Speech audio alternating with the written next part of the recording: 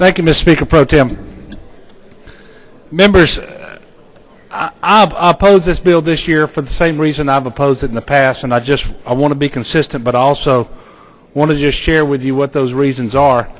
And I will tell you that I absolutely do not doubt the sincerity of Representative Mack's stated intent and his stated purpose to try to help people.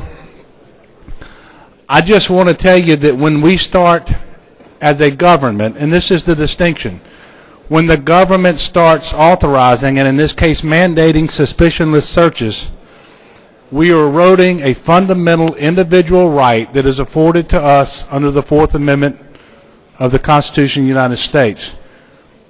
And that is the right to be free against unreasonable searches and seizures of the persons except by warrant issued upon probable cause. Being poor is not a crime. Being poor is not a crime. These individuals need assistance. It's temporary, and I think it's improper to condition that assistance upon them giving up a constitutional right and submitting themselves to what is an unconstitutional search.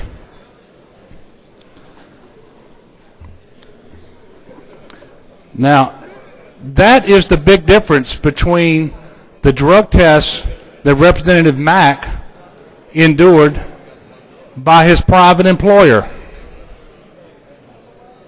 The private employer is not the government. The Constitution and the Bill of Rights defines the relationship between individuals and their government.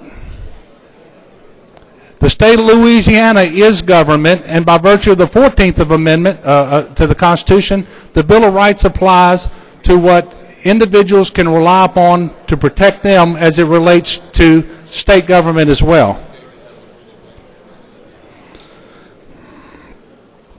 Now, I'm going to suggest to you that we need to be extremely careful before we start down the road of mandating suspicionless searches, because where is it going to end up?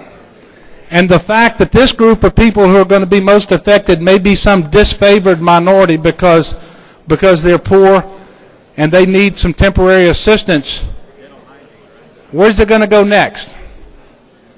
And I would suggest to you it's a line that's just not worth crossing. The reasons I've just told you is why most of these things are being held unconstitutional and they're being enjoined. But I understand the politics of it.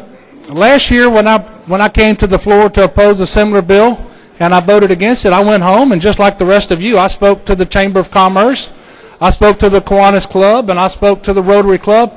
And let me tell you, a majority of the people in the room thought I was wrong. They didn't think I was wrong as a matter of law. They just liked the policy. It sounds good to them. That's what makes this a difficult issue.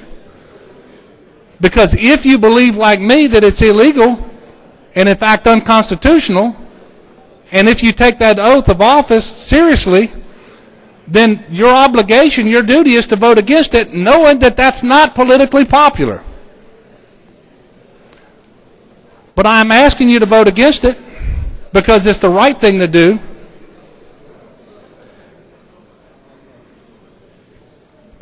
And I would ask you, is this really a small government kind of approach?